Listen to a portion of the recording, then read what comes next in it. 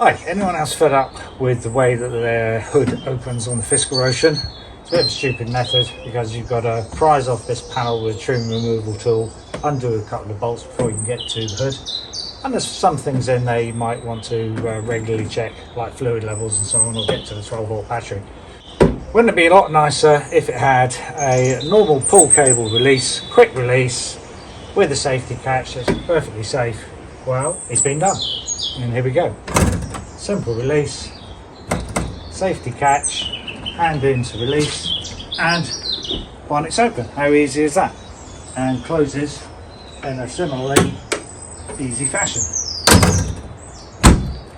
Ta-da! So you can do it yourself. There's some quite cheap parts you can get on eBay from standard production cars that you can retrofit. You can put your release cable handle. I would recommend accessible from the outside, because if your 12-volt battery goes flat, you can't get in the car. And what you do need to do to restore the situation, get in the car, is open the hood and jump start a 12-volt battery. So you need to have the release cable outside somewhere. There's a lot of different places you could put it behind the grille. With quite a long cable for the catch release that I've installed, you basically put it anywhere. And it's not too tricky a job. There's a little bit of cutting involved, so I've got my trusty disc cutter that's quite useful for cutting a few bits of metal, not too much, and a drill for drilling some holes through some brackets. So the other nice thing is that we can then take off, let's just rip it up again, we can then take off these horrible brackets, the right angle brackets that are at the top here. These ones that are quite sharp, keep whacking your head against. I've left the nuts on the end to make them a bit softer. You could permanently put some rubber over that as well, since they're no longer functional. And you reuse the pieces of metal that came off there to actually mount the bonnet catch mechanism. Now this is the bonnet catch with a bar for the hook on the top. See, this is the bit that goes on the hood, or bonnet as we would say in the UK. And this is very firmly mounted by bits of metal brackets that I've riveted to the cross member underneath. So there's plastic and then there's a metal cross member. There's nothing underneath there, so you can drill through that to put some rivets. Doing riveting is dead easy. Bolts will probably last longer, a few more decades, because rivets, being aluminium, can corrode and react with iron, but it's dead easy also to put bolts in. But that is nice and firm, with some quite strong bolts. Bolts are a little bit thinner than the holes in this latch mechanism, and that allows for a little bit of movement and alignment to line up. So that's how it sits on the plastic, like so, completely flush on the top, which is convenient because it lines up nicely that way and didn't have to cut any holes in the piece of plastic or metal, which I thought I might have to do, but I didn't. All we have to do is move a bit of cabling out of the way. This just got re-rotated over here. This is the pull cable. Use one of the clips that was used for this wire to pull that cable in, goes through there and goes down to a position where your pull handle is to release the latch. So see the video description for buying links on these parts. Very cheap. I think that was about, I don't know, something like £20 or something. That was less, and makes life a lot easier to get to the car. If, for instance, you've got like a 12-volt monitor that you want to take off and on, do something weird, check the fluids. So there's 4 lots of fluids have to be checked now and again. Obviously, they didn't anticipate the need to check them that often. But, yeah, surprising how many times you need to open the bonnet. Pricing this off each time was basically stupid. And it also meant if you ever wanted to jump start the car in case of emergencies, like the 12-volt went flat, which does happen a lot, then you had to keep tools outside the car somewhere. 13mm socket, and had to buy a special new one with a magnetic end, because quite a few times when you're undoing the standard bolts, which through here go into that, you undo the bolt and it falls right down there somewhere, very inaccessible, and you can't get to by your hand, and you have to get a little magnet on the end of a rod to fish them out. So if you do stick with the original arrangement, I would recommend this magnetic socket, probably an extension bar, wrench handle, all of which, let's face it, is a bit of a pain in the ass. So if you find this video useful, please subscribe, click thumbs up for a like button, click on the bell if you want to be notified of new videos. And at some time, probably only a day or two after doing this video, I'll also do a video, hopefully, on fitting some gas struts instead of this also rather stupid latch mechanism that's only on one side, because if a mechanic's working on the car, he either doesn't realise or forgets and thinks it's on gas struts, pulls down the bonnet, because it's only held on one side, he'll end up twisting and bending the bonnet, which is very expensive, as we know, on this car because parts are in short supply. So a lot of cars have gas struts. So this one I picked up very cheaply from eBay. Again, price and buying links in the video description. Got some generic ball joint end brackets. This part is for a Freelander 2 or Land Rover LR2 they call it in the States, I think. And the Freelander 2 has got a similar sort of size bonnet, similar size weight. You could go all through the calculations of taking off the hood bonnet, weighing it, working out what length of strut you can have, but I just went for a quick guess and went for the Freelander 2 struts. We'll see how that turns out. But as I say, that will be coming soon, so look out for that following. And now follows the more detailed description on installing this bonnet catch latch mechanism if you want to do it yourself. So to make the more sensible bonnet or hood release mechanism, I had a hunt around eBay and elsewhere for suitable parts that I could cobble together, and settled on these that seemed about right. A couple I think from various VW cars, this one from Ford. I had to get this sort of cable, I thought would probably be the easiest. Even had to buy the handle separately, because I think I'm going to be able to hide that behind the grille, or you can put it in a wheel arch or somewhere, and so quite easy to pull down on that when it's attached. It pulls on the cable, quite a long cable, so there were some generic cables I saw that looked a bit short. It's got a weird sort of 90-degree bend on it, and the only issue with trying to interface a Ford one to some VW parts is this interface end. I thought it might be quite common, because I've seen that a lot on these bonnet pulls, this sort of end on it. Let's just zoom in, that sort of end on it, even though it's got a 90-degree bend. I thought the Germans, VW, would be sensible with a similar sort of end on it, but when I got the part, I had a look at it, then it's got some rather, I would say, inadequate latching mechanism for the cable, or attaching mechanism for the cable, I should say. Let's a bit closer in on that. So it's got just a little half circle connection which doesn't really close on its ends. So I'm gonna have to make some little adaptation between the cable pull and this one. When I've done that, I'll show you how I've done it. But that pulling on that is the thing that releases the bit that goes in here. So it attaches like this. So this safety lock here latches onto that cross member bar. So it's quite nice because it's all in one. You haven't got an additional part to attach. And the top part that goes onto the bonnet or hood is going to be just some bolt or maybe rivet connections after I drilled a couple of holes.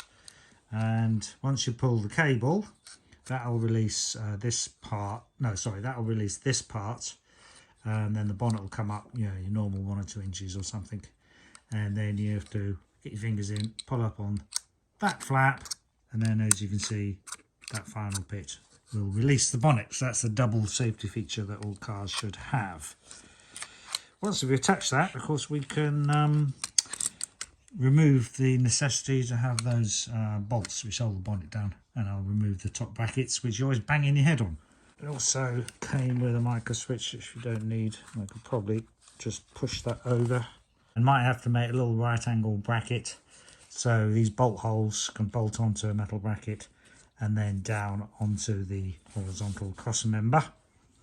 I'll show you that when I've done it.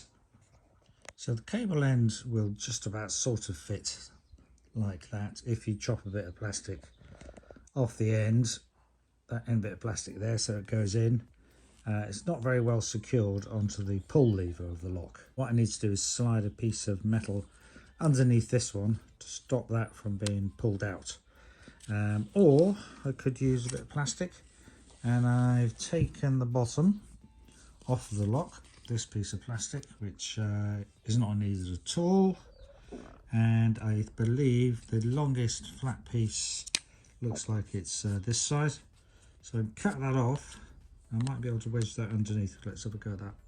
There is my cut down piece of plastic, and this is the cable fitted again. I just sliced a bit off the end of that to flatten off the top to allow room for getting the plastic in, and then hopefully, excuse the puppy's whining, hopefully we can squeeze in that piece of plastic between the metal and the cable. Trimmed it a little bit further, and that is the plastic inserted between the metal and the cable, and then I sliced a bit off the top of that square piece of plastic on the cable ending, and just about all holds in place, and tried it with a clip and it releases it okay. And just as a trial, you can see it's pulling the end out as you're pulling on the lever. So you can see the handle part of the pull cable that I managed to get in between these grill parts with a bit of a wiggle and a bit of a push. Took the handle off. The cable you can feed and feel through up where this tow hook little cover comes off. And then I actually poked it down from the top. You can see right down there. As soon as you take that tow hook cover off, you'll see a bit of daylight. Then there's loads of room on the cable to position, hopefully a bit more out of the way than this. And this is going to go, I think, something like that, held on with a few brackets, and I think there's just about enough room to fit that in there. This cable has to move out of the way, as you can see. And then I won't give away the precise location of where I've screwed on the handle, but anywhere along the bottom there you can screw it onto a bit of plastic hidden out of sight. And if you know exactly where it is, you can just put your fingers in and pull the lever to open the bonnet. There is the handle mounted just behind the grill, and dead easy to push with your finger in there or through that way to pull the lever over to activate the latch. And that's the sort of self-tapping screw that I use to screw into the plastic behind. Not too deep so it doesn't penetrate too far. Dead easy to screw in, just don't do it up too tight. And I'll try and put buying links for that in the video description if I can find where I got those from. Stainless steel as well, I think. And for mounting the hook and loop, I want to be able to mount it in that sort of position, because in that recessed part of the metal, then I think there's just enough height. I can see the holes in the base plate can line up on some metal. In fact, that one could even line up in possibly in that little hole that's there maybe. This handle, this plastic piece here where my thumb is, that has to push up to release the hook, and that piece of metal in the bonnet is in the way. So I'm just going to get my disc cutter out, cut a little slice out of that, bend it back a bit hopefully, or put something on it so it's not sharp and catches your fingers. Then that little plastic handle thing will be able to be pushed up to release the hook. So that's the top latch installed with enough room for the handle to move that hook away. A little bit of cloth tape on there to tidy it up, stop it from catching your hand. And there's enough room, as you can see, to get your fingers in to do that secondary release, that safety release. And next I'm going to get rid of these flipping annoying bits of bracket, and no longer need to have any bolts to go in there. Keep whacking your head on those, so it's really annoying. It's not quite so long, that one, and not quite so sharp. And yeah, just had a bit of a thought actually, I might well use these brackets, because they're right angle brackets, to mount the latch. And there's just about the right amount of space for this to sit on this plastic, which sits on this firm piece of metal underneath, and with a bit of angle iron we should be able to firmly attach that through these bolt holes at the top. And this is a conveniently long piece of metal. I'm not going to be using them again, so I'm going to take these off and reuse them down there. So I took those pieces of metal, those brackets, cut them down to this sort of shape and size, couple of holes in the middle, couple of holes down the bottom, 4.8mm ready for my rivets. That hole was already there, but a new hole there in the right position for some bolts I found. Not quite fat enough, but good enough with a few washers. Then it's just a matter of drilling through this plastic, down through the metal, there's nothing underneath, to insert some rivets in there, which should be strong enough. You could use bolts if you wanted, if you didn't have a rivet gun. Now another little refinery I thought would be good to do, which actually makes it better than any original manufacturer equipment, is to have a backup cord pull, just in case the cable rusts in the future, 10 years time or something breaks or something comes disconnected. So there's this additional lever at the bottom there, which I have tied a little cord around on that hook right in the middle of the screen, near enough there, and held it in place with a small bit of cable tie. And then this cord, you see, goes all the way along here through that hole out here. So as an emergency backup solution to opening the bonnet, so you could prise off this panel with your trim tools as you normally do, and then you can just pull with your finger on this one, which will pull on this bottom lever. Let's see if I can just mimic that. It's not something you want to do every day because the levering force is actually quite high. And yeah, as you can see, that does actually pull the lever, which would release the bonnet. So as I say, that's just a backup solution in case your main one fails. And the other thing I'm going to do is put a bit of glue onto this plastic, just as extra security to stop it moving. It's pretty well clamped in there, so it's a pretty low risk. But yeah, it's all about minimising risks. And while we're talking about risks, you do this off your own back, use your own common sense as to whether it's safe or not. I think it is. 10, 20 years, maybe these rivets might corrode, react with the steel of the cross member bar, become loose. But yeah, check on it every, I don't know, year or so, see if that's happening, see if it seems firm.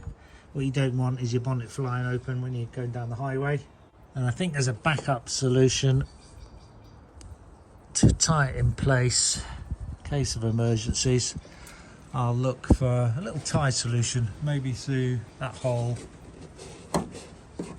and see if I can run a tie around the metalwork of the hood to stop it flying off in case these rivets again corrode.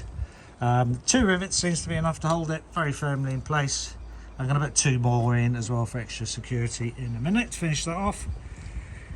And can we do any ties on this? And yeah, I could run another tie through one of these holes around the bottom under this plastic, just around there, fairly out of sight. And really is a case of last resort emergency measure.